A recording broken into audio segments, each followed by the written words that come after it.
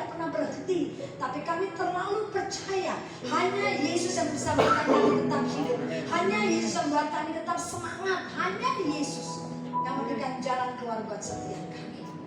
Oleh sebab itu ya Bapak, tidak ada yang paling indah ketika anak-anak Tuhan Yesus berkumpul di tempat ini. Di tempat rumah kudus Tuhan. Di tempat ini ada atmosfer surgawi itu. Ada suasana surgawi, ada sukacita Tuhan di tempat ini.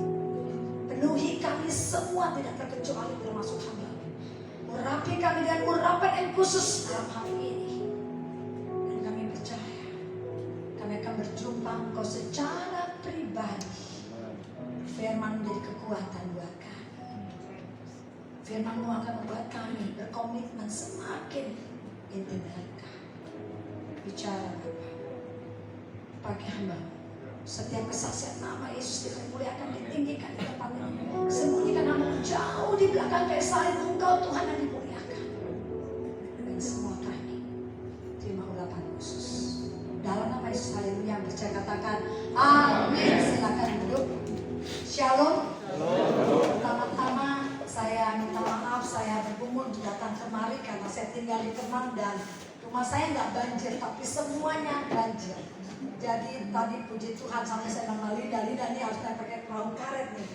Tapi puji Tuhan kami bisa sampai di tempat ini. Minta maaf tuan rumah 1 jam terlambat, saya siap skor jam. Karena di sini banyak senior saya juga, di sini banyak. Waduh, ini TNI bener, ada laut, ada darat di sini. Jadi ada Pak Polisi di sini. Puji Tuhan. Saya kasih nama Tuhan Yesus. Tadi kita dengar, saya sempat dengar kesaksian sedikit.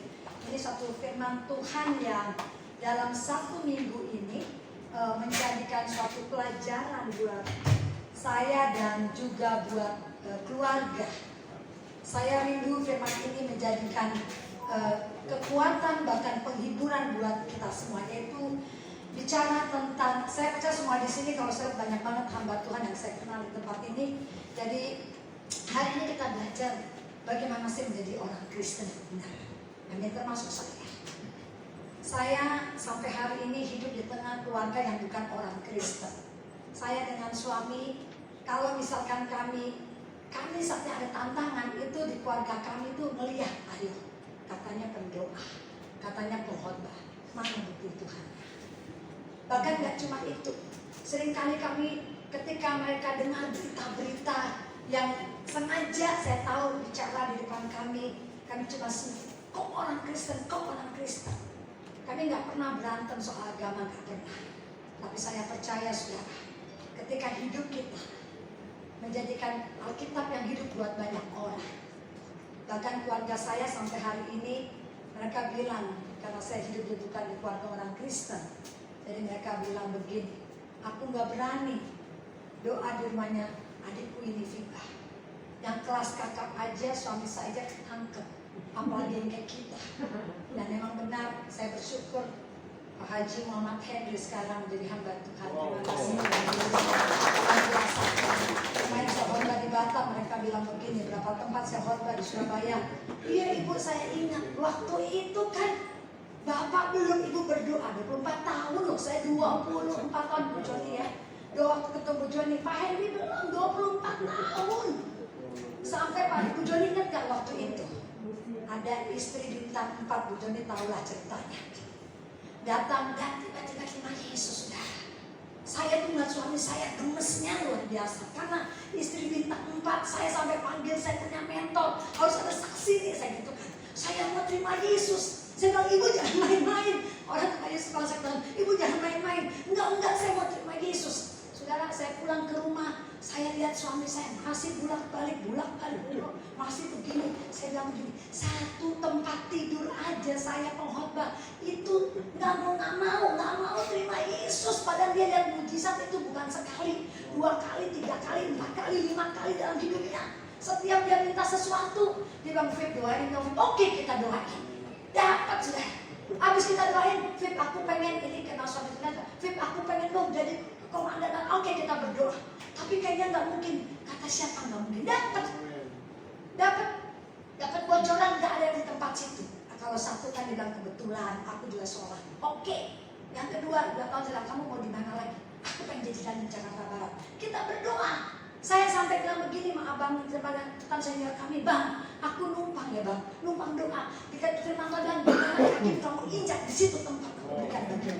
Saya datang, saya di jalan nama Yesus sampai kamar mandi saya doakan. Tuhan Yesus tempat ini suamiku suka sebetulnya. Boleh terus dalam nama Yesus. Dapat berita, Fit nggak mungkin Fit. Itu yang dapat aku punya teman. Udah nggak mungkin lah aku kosa pindah ke Kodam. Udah nggak mungkin. Kata siapa nggak mungkin? Udah dilantik belum ya udah. Tapi saya udah buat biarin aja soal skep yang penting belum dilantik.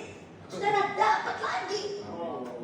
Jadi dari Jakarta Barat hanya nanti dia. Kamu mau apa lagi? Saya anak-anak saudara karena kami benar-benar saya dari keluarga bukan Kristen, saya terima Yesus. Dan gak mudah, gak gampang. Bahkan air mata. Ini kalau saudara lihat jempol saya hitam, saya cuma modal berdoa, saya berteriak. Tapi saya tahu hanya Yesus. Orang-orang bahkan komandannya bilang gimana mungkin, mereka tidak tahu. Sembunyi. Tapi one day Tuhan izinkan saya untuk maju ke depan, untuk melayani. Dan yang ketiga lagi bilang, kamu mau jadi apa? Aku pengen jadi komandan resimen. Jadi kamu mintanya serem-serem banget sih. Udah itu cuma ada satu resimen kamu tapi mintanya.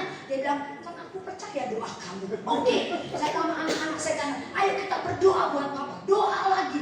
Terus dia bilang, Fit, gak turun skepku di sini di Ganesha. Dan itu aku cuma sebagai administrasi ngurusin pejabat-pejabat meninggal. Saya biarin aja skepnya yang itu udah ganti. Belum, ya udah kan kita pernah lihat pengalaman yang lalu. 2 bulan masa kamu masih gak percaya? Ya udahlah terserah doa kamu lah. Udah. Oke kita berdoa lagi. Saudara, kami berdoa anak-anak. Gak taunya itu bisa-bisanya pada saat itu seniornya. Kalau Sesko TNI yang selama ini gak pernah Sesko TNI itu jabatan ditinggal. Itu jabatan harus tinggal pada saat itu. Kosong. Gak taunya suami saya bilang, Feb, aku dapat Feb komandan resimen. Aku mau berangkat. Tiap dapat dia mau berangkat kemana? Ya ke tempat ibadahku. Tapi kan itu Yesus. Tapi kan aku juga. Tapi itu kan Yesus bang. Tapi kan itu juga. Kamu saya bilang itu juga. Aku juga sempat. Aku jadi baca bang. Tapi saya nggak mau sebenarnya apa-apa. Yang penting kamu tahu Tuhan yang saya sembah adalah Tuhan yang ajaib. Dan 24 tahun bukan gampang loh. 24 tahun lama saya ngomong, saya sahabat dengan almarhumah Diana Nasution. Saya bilang, di mana nih? Diana bilang, ayo dong Mas Henry, nyebrang dong nyebrang. Dia bilang, Diana aja yang nyebrang lagi katanya. Karena kan dia tahu tugas dia untuk mengembalikan saya. Sampai hari ini saat kami punya pesantren 3.000 murid. Sampai hari ini keluarga besar saya. Saudara kakak beradik saya semuanya bukan orang Kristen.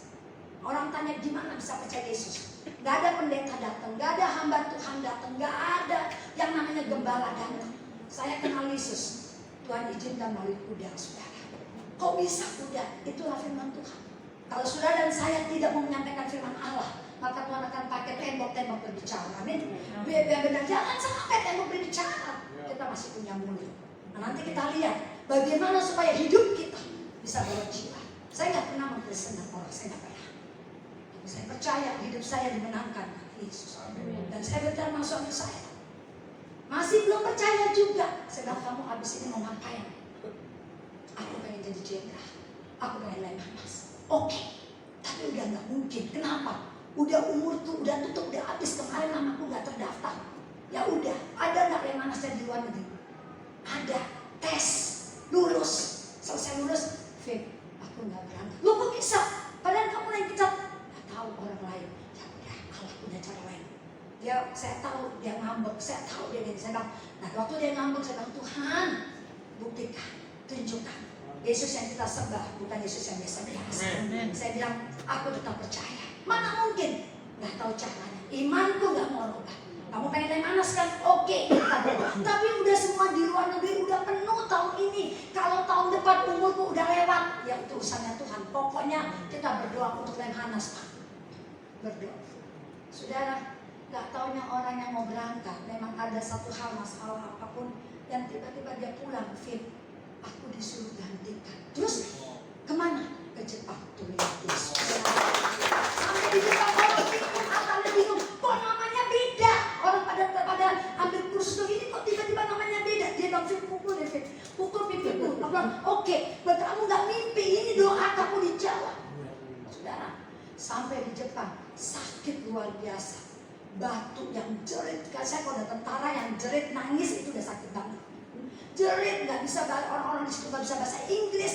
Itu tengah malam saya cuma bilang, Tuhan kami baru datang, orang di bawah nggak ada yang bisa bahasa Inggris. Terus gimana caranya? Kita tadi aja mau ngambil shampoo buat mandi aja, ngambil shampoo buat shampoo-nya anjing kita ambil. Salah. Dia juga mau ngambil sapi, kan sapinya kan bagus. Yang keambil babi gitu. Dia pas babi dia emang bahasanya belum les bahasa Jepang.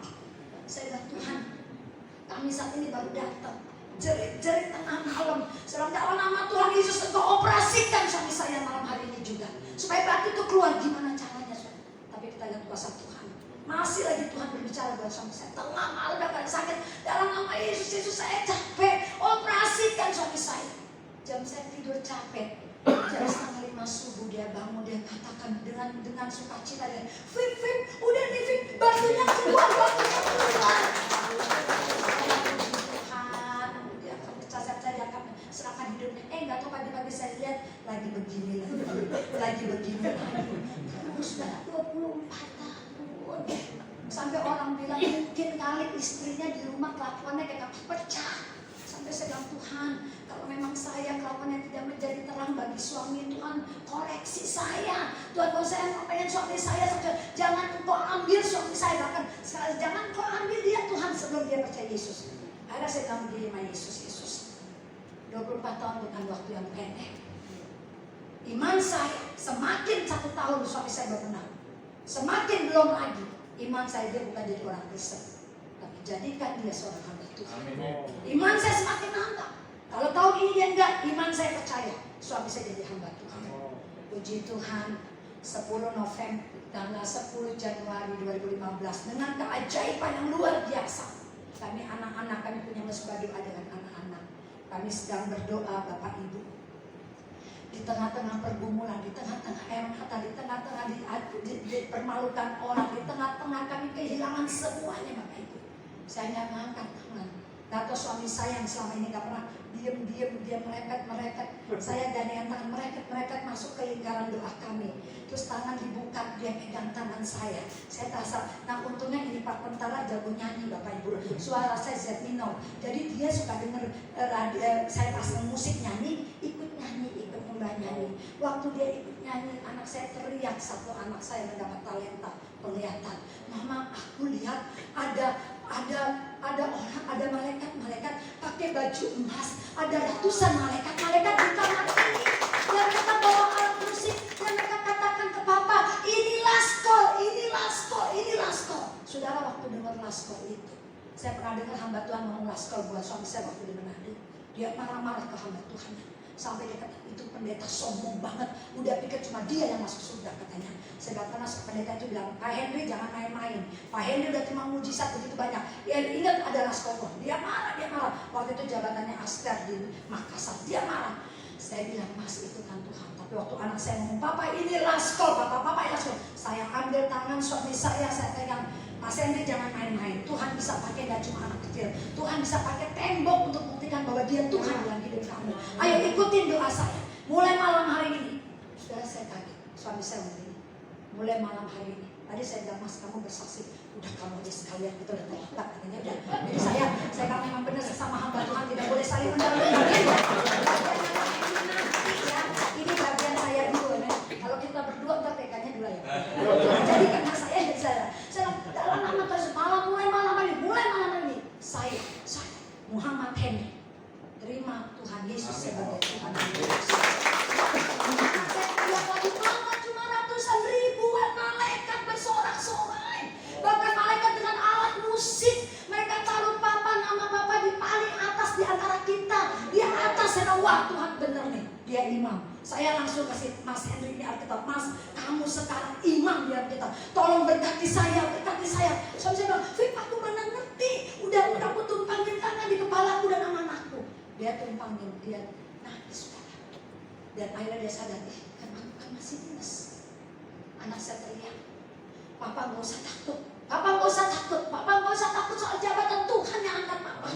Saudara, saya lihat bagaimana Tuhan rela. Sekalipun memang ada kendala, ada proses, tapi saya percaya.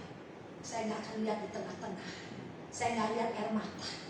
Tapi sekarang yang kami lihat, hidup kami boleh berkat bagi banyak orang. Tepuk tangan buat mari kita belajar untuk membawa jiwa, bukan cuma ngoceh. Untuk membawa jiwa bukan hanya saudara kasih duit, kasih ini, bawa juga. Untuk membawa jiwa, ini bicara karakter kita. Saya waktu itu masuk ke kampung, saya seorang Bengkulu Bapak Ibu. Ibu saya menabur tapi ditinggalkan Yesus. Bahkan waktu saya jadi orang Kristen, lalu saya dibotakin, saya dipukulin. Bahkan saya tidak boleh kenal Yesus. Tapi saya lihat saudara, rumah saya datang ke kampung saya mau khotbah, dikunci, ditutup semuanya. Hamba Tuhan gak ada yang berani pelayanan dengan saya. Tapi saya lihat sekarang, rupanya karakter yang berbicara.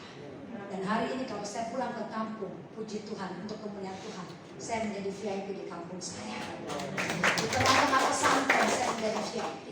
Bahkan kalau kami KKR, yang bantu bukan gereja, orang-orang pesantren kami yang bantu. Bahkan saya bisa khotbah di kampung saya, di lapangan saya bisa khotbah. Saya bawa artis-artis, bahkan keluarga besar saya. Kalau Natal Bapak Ibu, mereka yang gak pernah ngadain Natal, tahun lalu Natal di rumah ibu saya. Ibu saya sekarang sudah terima Yesus, bahkan saya Tuhan calon lagu ibu saya sebelum jadi tim doa saya. Ibu saya sekarang jadi tim doa saya. Umurnya 80 tahun.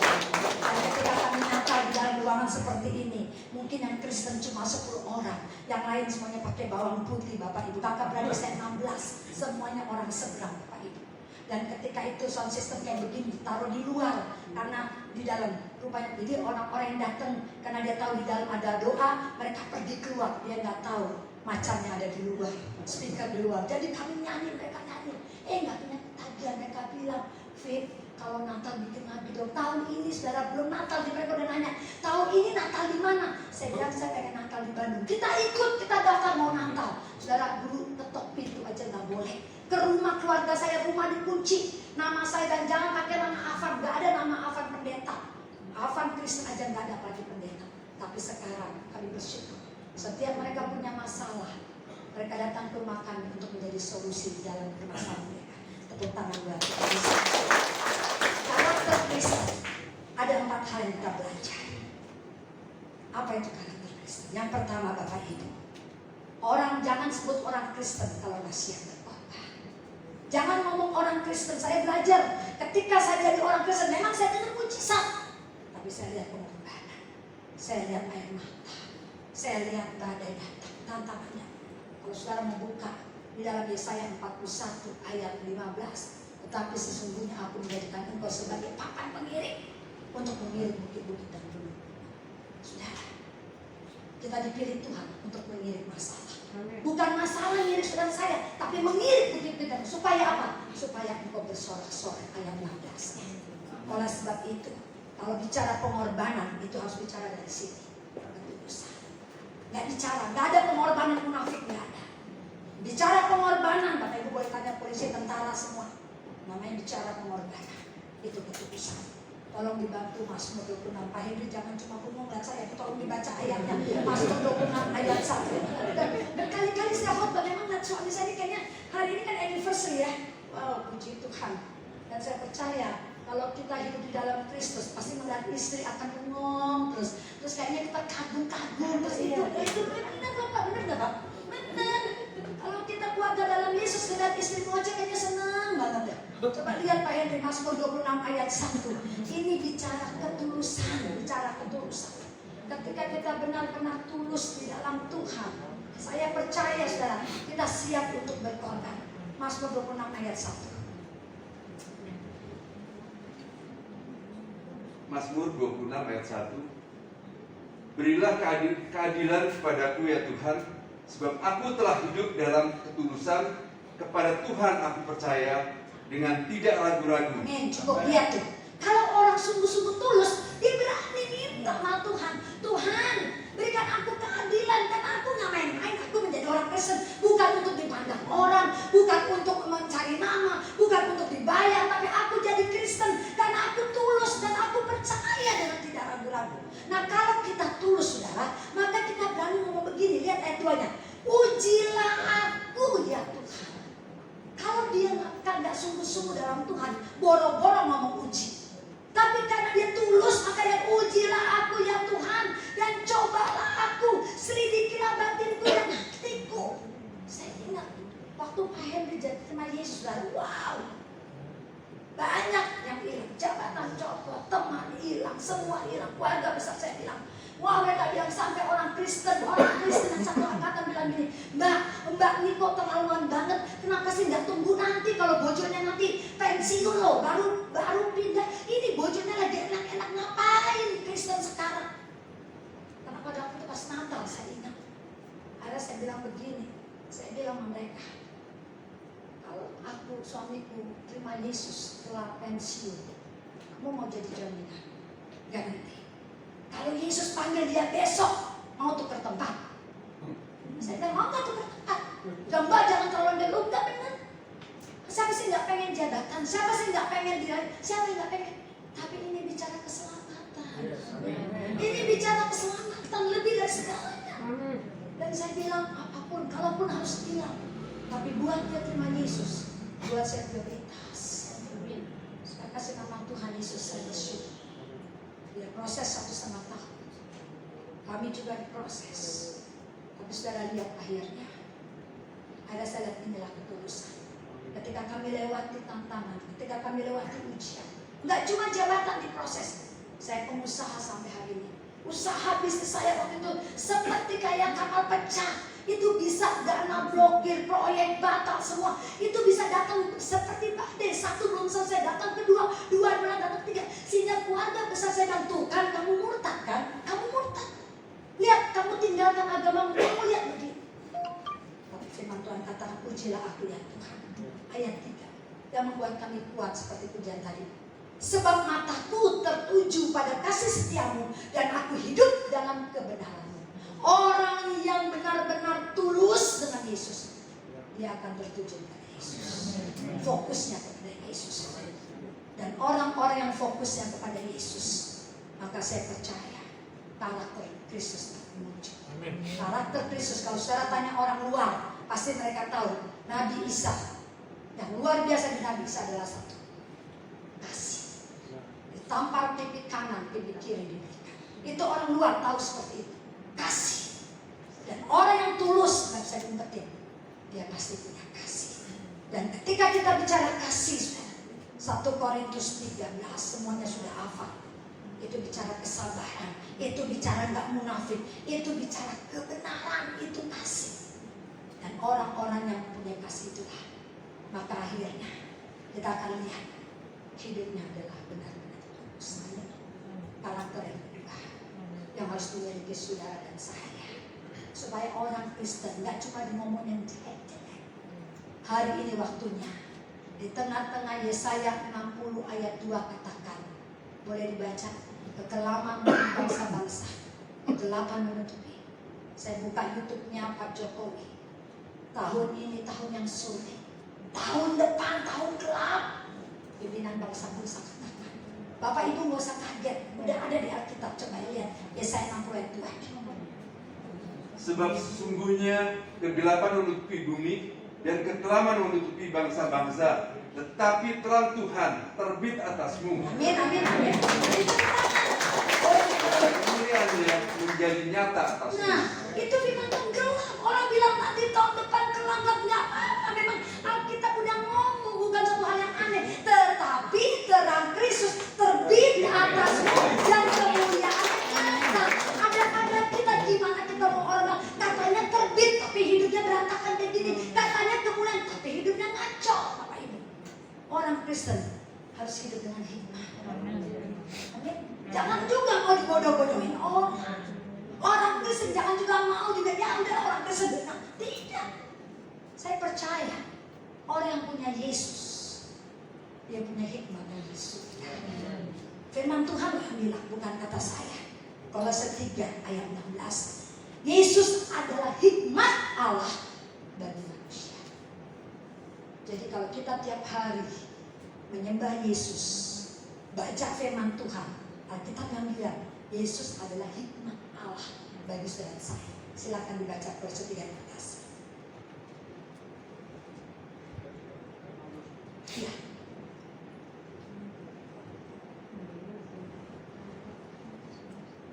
Kolose 3 ayat 16, hendaklah perkataan Kristus diam dengan segala kekayaannya di di antara kamu, sehingga kamu dengan segala hikmat mengajar dan menegur seseorang akan yang lain, dan sambil menyanyikan mazmur dan puji-pujian dan nyanyian rohani, kamu mengucap syukur kepada Allah di dalam hatimu. Amin. Itu kan benar kita bilang bahwa Yesus adalah hikmat Allah bagi manusia. Kenapa? Hendaklah perkataan diam dengan segala kekayaan di antara kamu, sehingga kamu dengan segala hikmat.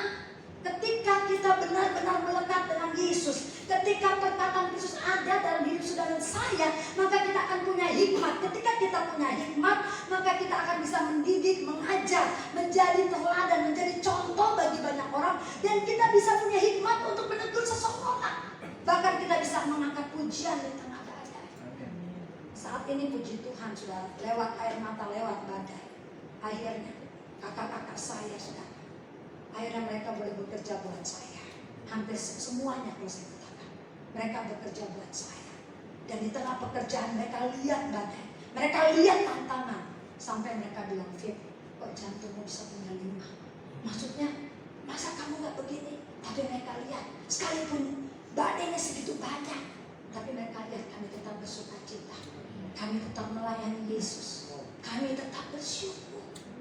Bahkan akhirnya mereka semacam dia katakan, ini orang beda.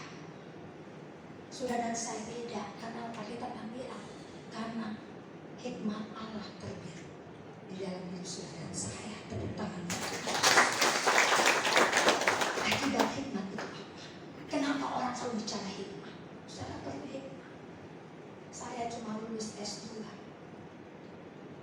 SD sampai SMP, toh asli SMP toh. Bukan karena orang tua nggak bisa bayar. Orang tua saya pengusaha sukses pada saya masih kecil. Tapi hidup saya hancur dari kecil, Bapak Ibu. Hidup saya nggak main-main. Saya bersaksi, bahkan saya nggak akan pernah malu, karena hanya Yesus yang bisa menyelamatkan hidup saya. Dari kecil, Pak Henry tahu. Pak Henry nggak tahu tadinya sejarah hidup saya. Saya juga bingung bisa nikah sama tentara. Tapi cara Tuhan ajaib. Kami bertemu di langit, saudara. Dari umur terjang, banyak teman-teman saya sudah tahu. Saya sudah diperkosa bisa oleh kakak saya sendiri. Rumah tangga ayah saya pengusaha Datsun Indokaya, pemilik masalah murah, terkaya 8 kontrak Indonesia. Tapi harta benda nggak ada artinya. Bukannya nggak butuh, cinta tidak ada dalam mereka. Nggak ada kasih sayang. Saudara, saya nggak pengen, nggak punya cita-cita. Dari kecil saya pengen mati. Kenapa kuda? Saya penunggang joki pertama wanita umur 9 tahun di Indonesia. Saya pengen mati. Saya nggak tahu Tuhan nggak ada. Harta benda orang tua saya ada, tapi hidup saya hancur. Saya nggak mau sekolah. SMA saya hamil di luar pernikahan. Saya dibuang di Inggris, Bapak Ibu. Masih kecil saya kenal Yesus. Saya pengen jadi Kristen. Ibu saya botakin rambut saya. Saya lari. Mau jadi orang baik nggak boleh. Saya dari kecil pengajian. Saya mengerti ya, saudara. Saya ketemu tentara. Saya juga nggak pernah nyangka, nggak pernah ngebayangin. Tapi saudara lihat, saya berani bersaksi karena hanya Yesus yang bisa memulihkan hidup kita. Gak ada tempat lain, hanya Yesus yang bisa. Darah Yesus yang bisa pulihkan. Ijazah cuma SET, tapi sekarang untuk kemuliaan Tuhan. Saudara, saya dipercayakan untuk memperbaiki pesawat. Bahkan kemarin acara Indodefense, kami bikin acara, orang pada bingung. Hampir 40 prinsipal datang, semua minta saya. Bahkan sampai saya bilang, karyawan saya punya karyawan, Alkitab yang bilang orang-orang asing akan menjadi tukang kebun kamu. Berapa teman saya bilang, ini benar ya, khotbah kamu tahun 2003, sekarang terbukti. Berapa hamba Tuhan kemarin ngomong begitu. Saya bilang, bukan jadi partner saya, bukan jadi sekretaris saya, tukang kebun. Mereka benar-benar di posisi utama. Dan saya lihat, direktur, orang-orang yang S2, S3, saya harus pimpin. Bahkan saya bilang, Tuhan, kalau bukan Yesus, gak mungkin. Ijazah cuma SMP, mana mungkin. Tapi lihat, akibat hikmat. 1 Raja 3:25 boleh disiapkan. Kepintaran mencapai hasil. Amin. Itu kan kita kan bilang. Apalagi saya sekolah, SMP aja. Karena hikmat yang dari Allah, mencapai hasil. Dan coba boleh dibaca, Bapak boleh baca Pak 1 Raja 3 ayat 25 sampai dengan 26 yang sudah dapat boleh baca. 1 Raja 3 ayat 26. Maka 25 sampai 26. kata raja, penggalah anak yang hidup itu menjadi 2, dan berikanlah setengah kepada yang satu dan yang setengah lagi kepada yang lain. Terus Maka kata perempuan yang punya anak yang hidup itu kepada raja, sebab timbullah belas kasihannya terhadap anaknya itu.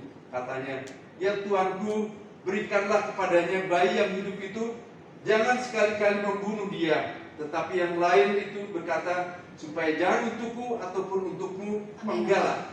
Saudara tahu kan cerita ini kan? Bagaimana seorang raja Salomo diperhadapkan dengan masalah yang tidak mudah mengambil keputusan. Ini 2 ibu ngaku ini anaknya. Nah sekarang gimana cara satu rame, ini punya saya, ini punya siapa? Ini raja yang punya hikmat. Dia katakan oke, kalau ini kamu bilang punya kamu, yang ini punya kamu, sekarang kita belanya. Dan silakan bagi 2 biar adil. Nggak taunya itu yang asli dan jangan dibelah. Udah kasih ke dia yang ngurus. Saudara, akhirnya ketahuan. Oh kalau gitu yang punya yang ini. Saudara, itu orang yang berhikmat. Dia akan memiliki kepandaian di atas rata-rata. Dan hasilnya adalah keberhasilan. Yang kedua, akibat hikmat, dia bisa menyusun rencananya. Saudara, sampai hari ini saya nggak bisa sekolah teologi karena saya cuma ijazah SMP. Tapi sampai hari ini saya belajar Alkitab dari tahun 97 sampai sekarang private Alkitab Selasa Kamis. Karena saya tahu semakin saya belajar Alkitab, hikmat semakin Tuhan berikan. Saudara, sampai hari ini nggak pernah absen. Ibu Linda tahu. Selasa Kamis mau di Amerika, mau saya ada di Manado, mau ada di mana, saya pasti private Alkitab by Zoom ataupun by WhatsApp. Saya belajar Alkitab. Khotbah yang saudara dengar ini sudah dengan guru saya. Guru saya sekarang umurnya 93 tahun. Udah pinggul dia cuma bisa kasih berkat. Sekarang istrinya yang umur 88 yang ngajarin saya. Saya nggak pernah mau berhenti. Iman saya Tuhan. Sampai Yesus jemput saya baru berhenti sekolah private Alkitab. 2 jam Bapak Ibu. Selasa Kamis 2 jam. Saya ada dimanapun saya akan baca Alkitab. Karena apa? Karena hikmat. Semakin saya baca Alkitab, semakin kita belajar, kepintaran itu sudah lihat akan membuat saya punya hikmat. Dan orang yang punya hikmat, dia akan punya rencana di dalam hidupnya. Dia punya, kata orang, planning. Planningnya itu luar biasa, rencananya luar biasa. 1 Raja 3:9 coba. 1 Raja 3:9. Ada punya perencanaan yang tertotoh, sistematis. Bahkan seringkali orang bilang, kok bisa ya? Kok bisa begini? Dan itu saya alami di dalam usaha pekerjaan saya. Silakan Pak Henry. Maka berikanlah kepada hambamu ini hati yang faham menimbang perkara untuk menghakimi umatmu dengan dapat membedakan antara yang baik dan yang jahat. Sebab siapakah yang sanggup menghakimi umatmu yang sangat besar ini? Amin. Orang yang permintaannya selalu macam-macam. Dia nggak minta duit, dia nggak minta harta, dia nggak minta proyek, dia nggak minta jabatan. Yang dia minta cuma satu. 1 Raja-Raja 3 ayat 10 itu yang dia minta. Dia cuma minta hikmat Bapak Ibu. Dia cuma minta hikmat. Karena dia tahu ketika dia punya hikmat, dia bisa bekerja dengan sungguh-sungguh. Amin. Yang ketiga. Atau udah selesai nih? Oke. Belum beneran? Ya minta maaf Tuhan rumah saya sekarang nggak mau selesai, tapi karena jemaat minta jadi saya lanjut 2 jam lagi boleh? Sesama senior ya harus iya juga gitu ya. Siapa? Oke, yang ketiga saudara. 5 menit lagi saya selesai. Yang ketiga, karakter Kristen harus kita miliki. Amin. Harus punya hidup, bukan hidup yang lama. Saudara, hidup saya mengerikan. Saudara dengar tadi, saya punya kebencian dengan keluarga. Bayangin, harta benda banyak. Semakin banyak harta, semakin saya benci keluarga saya. Tiap hari ribut soal pembagian warisan. Setiap hari antara istri 1, istri 2, ayah, ibu saya istri keempat. Itu rebutan harta, kirim dukun A, kirim dukun B, pengadilan A, ini bukan anak, ini anak haram. Gak cuma itu aja, gak cuma itu. Bahkan saudara, saya semakin benci ngelihat keluarga besar saya. Bahkan gak cuma benci, saya benci sama kakak-kakak saya. Apalagi yang menghancurkan hidup saya. Tapi saudara, sampai hari ini cuma satu yang saya punya. orang-orang yang dekat saya tahu. Sampai mereka bilang, apa kamu dan kamu yang berdua? Satu yang saya lihat Tuhan rubah. Ketika kakak saya yang hancurin hidup saya datang ke saya.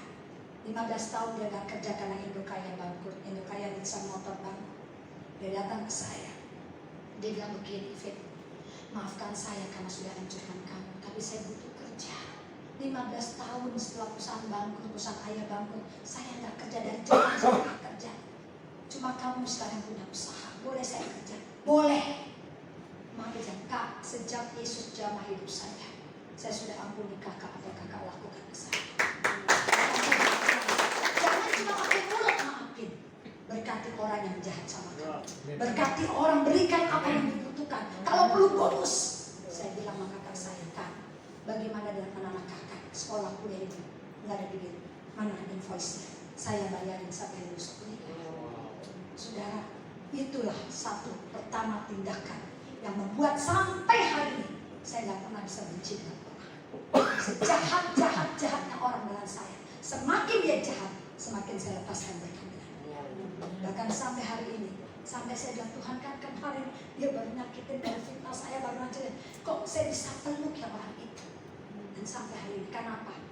Karakter yang ketiga harus dimiliki orang Kristen adalah hidup kita harus memiliki manusia baru. Bukan hidup yang dulu. Hidup yang dulu kebencian, kepahitan. Hidup yang dulu emosi, amarah. Hidup yang dulu perzinahan. Hidup yang dulu memalukan. Tapi setelah Yesus bersama dengan saya, satu hal, kita harus tetap menggunakan manusia baru. Efesus 4 ayat 22. Tanggalkan.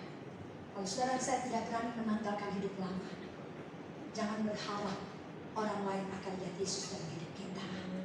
Tinggalkan manusia lama. Sejahat-jahat Bapak Ibu. Kenapa saya berani bersaksi buka-bukaan? Karena saya tahu saya sudah tinggalkan perzinahan. Saya sudah tinggalkan kebencian Bapak Ibu. Saya hamil di luar pernikahan.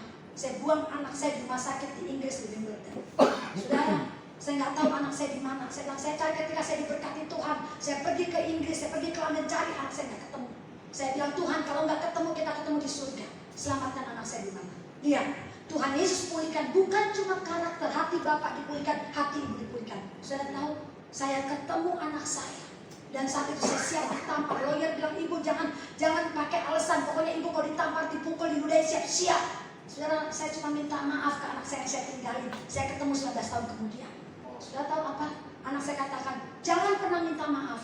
Sayang, terima kasih. Karena kamu adalah hero buat saya. Saya bersyukur saya gak digugurin.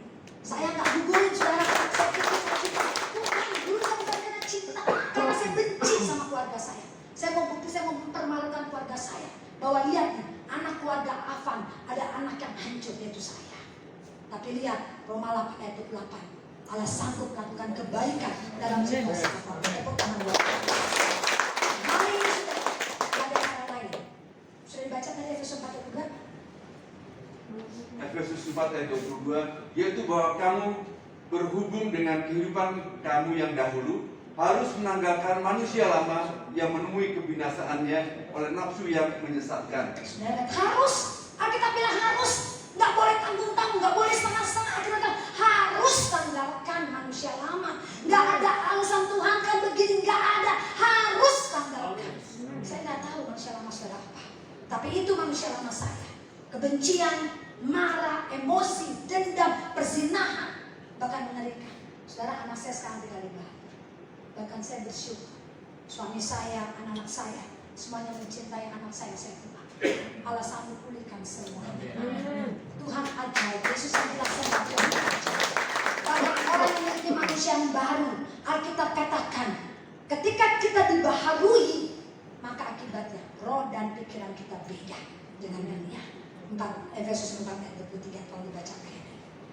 Supaya kamu dibaharui di dalam roh dan pikiranmu dan mengenakan manusia baru yang telah diciptakan menurut kehendak Allah di dalam kebenaran dan kekudusan yang sejati. Bagaimana roh dan pikiran kita menjadi baru kalau kita nggak mau tinggalkan manusia lama? Pikiran kalau kita baru apa? Mujizat. Bagi Allah nggak ada yang mustahil. Air bisa jadi anggur. Orang dunia mana bisa air jadi anggur? Tapi kita punya roh dan pikiran kita beda. Roh dan pikiran kita bukan roh pikiran dunia. Roh dan pikiran kita cara berpikir, cara perhitungan surgawi. Tapi cara berpikir surgawi harus tinggalkan manusia lama.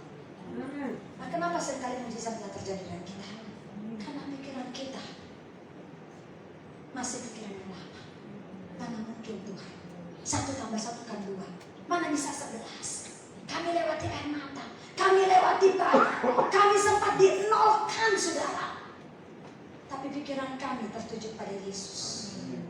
Ketika kami tinggalkan manusia lama, kami berdua, saudara, gak gampang. Saya lihat, gak gampang buat tentara. Memang Pak Henry ini bukan jenderal, kolonel. Tetapi sejak saya menikah sampai Henry jabatannya cuma 2, komandan wakil, gak pernah yang ketiga. Dan karakternya saudara pengennya dilayani terus. Untuk merubah gak gampang, keras tekan gak gampang ya Pak Henry, gak apa-apa ya, kelihatan sedikit ya. Tapi kita katakan roh dan pikiran, tinggalkan karakter yang lama. Supaya ada pikiran yang baru ya Tante ya. Supaya ada pikiran yang baru. Dan yang ketiga, manusia baru itu nggak bisa nggak dikenakan, harus dipakai, nggak cuma disimpan di gereja, nggak cuma simpan di rumah ibadah. Efesus 4 ayat 24 harus digunakan, harus dipakai. Dan mengenakan manusia baru yang telah diciptakan menurut kehendak Allah di dalam kebenaran dan kekudusan yang sesungguhnya. Harus dikenakan, saudara. Bukan kita belagu, bukan kita sok-sokan, bukan kita manusia. Enggak, memang itu harus dipakai. Manusia baru kita, manusia baru kita apa? Karakter Kristus harus ada dalam hidup saya. Maka akibat yang terakhir, karakter yang keempat, hidup saudara dan saya akan tampil beda. Amin.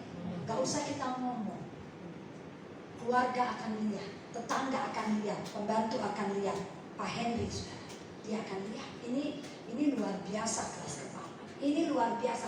Dulu saudara, gak usah cuma itu. Anak-anak saya kena dari kecil, saya bersyukur, saya doakan tuh sejak saya kenal Yesus. Saya nikah 88, saya masuk Kristen 91. Saya diam-diam jadi orang Kristen, ngumpet-ngumpet jadi orang Kristen. Komandan kami orang Madura, gak gampang buat saya. Saya doa, saya sembunyi-sembunyi, saya ngumpet-ngumpet. Kalau diajak sholat saya katakan, oh lagi halangan. Orang mungkin mikirnya halangan gak bisa habis ya. Saudara Pak Henry itu kalau anak-anak doyan, karena saya sekolah mereka di luar negeri, doyan makan babi. Jadi kalau kita lagi kumpul makan Korea, asal tuh, itu garpunya babi jangan pindah ke sapi ya. Itu babi-babi, saya ya ampun mas, itu kan bukan daging, cuma sumpitnya. Iya tapi kan udah kena minyak babi. Sekarang saudara, kalau mau ngundang Pak Henry gak usah kasih TK, kasih 1 porsi babi. Kasih kecil babi dimakan. Saya dari Manado, aduh aku nggak bisa makan, kenapa? Lihat babi di meja. Sekarang kalau di meja mana tuh babi, mana tuh? Sampai saya ngomong, ceritanya, kok bisa makan babi kayak gitu? Dia bilang apa? Aku sedang mengejar yang ketinggalan. Maka itu saya yang terakhir, harus tampil beda. Dulu nggak suka babi, sekarang jadi makan babi. Masuk 1 orang yang tampil beda. Roma 12 ayat 2, Roma 12 ayat 2. Ini Alkitab yang bilang bahwa hidup kita harus beda. Saya percaya itu luar biasa. Ini luar biasa. Kalau kita di tempat ini aja Pak ya, punya karakter yang beda dengan orang-orang. Saya percaya. Saudara nggak usah tunjukin KTP. Saya Kristen loh. Orang udah tahu pasti orang Kristen. Amin. Roma 12 ayat 2, tolong baca. Janganlah kamu menjadi serupa dengan dunia ini, tetapi berubahlah oleh pembaruan budimu, sehingga kamu dapat membedakan manakah kehendak Allah, apa yang baik, yang berkenan kepada Allah, dan yang sempurna. Lihat kan? Jangan sama. Tadi ini saya katakan dunia gelap, tetapi terangku terbit. Kita harus beda dengan yang lain. Kita punya karakter Kristus, harus beda. Karena orang yang tampil beda, maka Alkitab katakan dia bisa beda. Kenapa? Mazmur 119 ayat 9. Ini yang dari pertama saya katakan, saya nggak mau berhenti belajar Alkitab. Proyek boleh berhenti, usaha boleh berhenti. Bahkan tahun ini saya katakan, Tuhan ini adalah tahun untuk saya melayani. Ini tahun saya melayani, saya kerja luar biasa. Kalau saya kerja saya nggak main-main. Tapi tahun ini saya ingin melayani Tuhan. Dan saya mau, Mazmur 119 ayat 9. Dengan apakah seorang muda mempertahankan kelakuannya bersih, dengan menjaganya sesuai dengan firman. Gak ada cara lain. Jadi gak salah saudara baca Alkitab tiap hari, tiap malam. Gak salah saudara belajar. Bahkan sekarang YouTube banyak, mau dengar mohon baca apapun bisa. Baca Alkitab, pelajari Alkitab, gak salah. Di kantor Pak Henry sempat berapa tahun sebelum pensiun gak ada pejabatan. Puji Tuhan saudara, gak ada pejabatan. Dia baca Alkitab terus. Sampai saya bilang, mas kamu bener sama kayak babi. Aku sedang mengejar yang ketinggalan katanya. Baca Alkitab dan gak tanggung-tanggung ambil sekolah. Karena sudah SD ambil sekolah S3 teologi ya. Waktu mau pelantikan saya kaget. Rupanya hasilnya tahu apa saudara? Summa cum laude. Sampai saya bilang bisa summa cum laude. Gimana enggak, daripada dibaca Alkitab terus selama 2 tahun gak ada jabatan, dia tetap baca Alkitab dan pelajari sampai akhirnya dapat semua. Tadi di mobil saudara, saya suka malu juga sampai ini. Saya bilang jangan yang terdahulu jadi terbelakang, kita sama-sama terdepan. Amin. Mau saya nggak mau, saya nggak mau di depan jadi belakang, kita sama-sama di depan. Puji Tuhan Bapak Ibu. Besok kami khotbah saya 3 kali, dulu Pak Henry cuma sekali. Sekarang 3 kali juga. Yang kedua, lihat, kenapa kita harus tahu berbeda? Ketika kita hidup dengan firman, hawa nafsu kita juga beda. 2 Timotius 2 ayat 22. Orang cuma lihat ini, hawa nafsu kita bukan hawa nafsu dunia, saudara. Hawa nafsu kita, coba apa kata Alkitab? 2 Timotius 2 ayat 22. Silakan.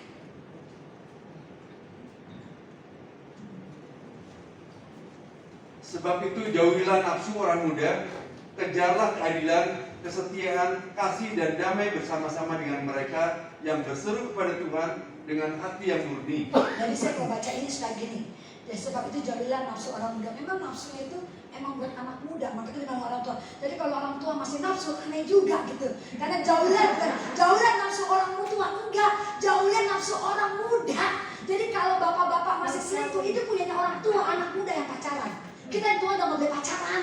Karena jauhi nafsu orang muda gitu. Jangan yang tua jadi muda, yang muda tambah jadi kayak anak bayi. Nah, kita tahu umur. Amin, kita harus tahu umur nafsunya itu. Gak ada sekali-kali. Firman Tuhan katakan, jangan sentuh. Jangan sentuh. Supaya apa? Supaya kita tampil beda. Yang terakhir, 1 Timotius 4 ayat 12. Ini pesan Kristus buat saya. Ini pesan kita semua di tempat ini. Saya percaya tiap minggu kita ada ibadah, Pak ya. Tiap minggu ada ibadah. Kita keluar. Jangan kita jadi batu sandungan buat orang. Tapi lihat apa kata firman Tuhan. 1 Timotius 4 ayat 12. Jangan seorang pun menganggap engkau rendah karena engkau muda. Jadilah teladan bagi orang-orang percaya dalam perkataanmu, dalam tingkah lakumu, dalam kasihmu, dalam kesetiaanmu, dan dalam kesucianmu. Amin. Jadi teladan. Amin. Cuma itu pesan firman Tuhan. Hidup kita, biar anak-anak kita lihat siapa Yesus dalam hidup kita. Pembantu kita lihat Yesus dalam hidup kita. Bukannya berarti saya nggak tukang marah, saya juga tukang marah. Tapi firman Tuhan katakan harus jadi teladan. Cara bekerja kita, karyawan kita akan lihat kita harus jadi teladan. Rumah tangga kita harus jadi teladan. Bahkan usaha bisnis kita harus jadi teladan. Saudara, saya percaya ketika 4 karakter ini kita miliki, saudara nggak perlu sekali lagi tunjukkan KTP. Orang pasti ini orang Kristen. Orang Kristen hanya seperti ini. Dan hidup kita akan banyak jiwa yang dimenangkan. Amin. Melalui hidup saya. Bangkit berdiri, kita beri tepuk tangan. Glory, haleluya, haleluya, haleluya. Yesus, engkau luar biasa. Engkau luar biasa. Firman ini bukan hanya buat jemaat, tapi juga buat hamba-Mu. Kami bersyukur, kami belajar 4 hal di dalam kami melayani Engkau, di dalam kami menjadi orang Kristen. Sekarang kami mengerti tidak akan pernah menjadi orang Kristen tanpa pengorbanan. Oleh sebab itu Bapak ajar kami untuk tidak menjadi orang yang munafik, tapi sebaliknya kami menjadi orang Kristen yang tulus, Bapak. Karena kami percaya ketika kami tulus, ujian tantangan yang kami hadapi, kami tidak akan takut karena mata kami hanya tertuju kepada Yesus. Dan ketika kami tertuju kepada Yesus, kebenaran ada dalam hidup kami. Dan kami bersyukur Bapak, ketika kami sungguh-sungguh mau berkorban. Ini bicara soal kasih, ini bicara soal cinta, ini bicara soal kemuliaan-Mu ya Bapak. Oleh sebab itu Bapak, kami percaya Tuhan, hari ini jadikanlah kami orang-orang yang penuh hikmat. Hanya orang-orang yang siap berkorban. Maka dia juga orang-orang yang mau siap untuk semakin hari semakin melekat dengan Yesus. Semakin hari semakin baca Alkitab. Semakin hari dia mau berkorban untuk menuangkan waktunya untuk mempelajari firman Allah. Karena ketika mereka pelajari firman Allah, hikmat Allah diberikan bagi mereka. Dan kami percaya hikmat ini yang kami perlukan di zaman sekarang ini. Kami perlu perlu Tuhan rencana-rencana di dalam hidup kami, dan kami bekerja, dan kami berumah tangga, di dalam kami bergaul, ada rencana-rencana Allah yang besar yang terjadi dalam hidup kami. Bahkan kami percaya ketika kami melakukan rencana-rencana Tuhan, kami hidup dengan kewajiban dan juga dengan kebijaksanaan. Hari ini Bapa, setiap kami termasuk hamba, bawa kami tidak menggunakan manusia lama lagi, tapi sebaliknya hidup kami penuh dengan manusia baru. Meninggalkan manusia lama, dosa ditinggalkan, karakter lama ditinggalkan, pikiran lama ditinggalkan, bahkan masa lalu pun ditinggalkan. Dan hari ini kami rindu dibaharui selalu, supaya roh dan pikiran kami kudus, roh dan pikiran kami benar di mata Tuhan. Karena kami percaya ketika kami mengenakan manusia baru, kami beda dengan yang lain. Kami beda Tuhan. Dan kami tahu hikmat itu ada pada kami. Dunia boleh gelap, dunia boleh gelap, tetapi melalui hidup kami akan menjadi solusi bagi banyak orang. Hari ini Bapak Ibu saya bersama Tuhan Yesus, saya tidak tahu manusia lama apa yang sampai saat ini masih menempel di dalam hidupmu.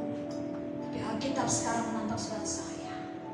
Ketika engkau ingin melihat kemenangan, ketika engkau ingin melihat keberhasilan, ketika engkau ingin melihat pekerjaan yang Tuhan yang terbesar terjadi dalam hidupmu, cuma satu syaratnya: tinggalkan manusia lama. Dan hari ini saya percaya Allah punya rencana besar buat setiap kita. Ketika dunia gelap, dunia sedang butuh saudara dan saya. Solusi ada pada kita, hikmat ada pada kita, dan waktunya saudara harus benar-benar beda dengan yang lain. Waktunya kita harus menjadi terang, waktunya kita harus berdiri dengan kuasa Allah, supaya melalui hidup saudara saya banyak orang kenal Yesus. Saudara, Yesus mencintai orang berdosa. Saudara, masih banyak orang yang saat ini sedang masuk dalam jurang maut. Tahukah saudara, masih banyak di keluarga kita yang saat ini meninggalkan Yesus. Tapi hari ini, biarlah oleh karakter Bapak Ibu dan saya, orang akan melihat sungguh-sungguh firman Tuhan hidup. Terima kasih Yesus. Berkati firman-Mu. Jadikanlah firman ini menjadikan kekuatan yang baru, bahkan menjadikan dasar hidup buat setiap kami. Di dalam nama Tuhan Yesus, haleluya. Yang percaya katakan amin.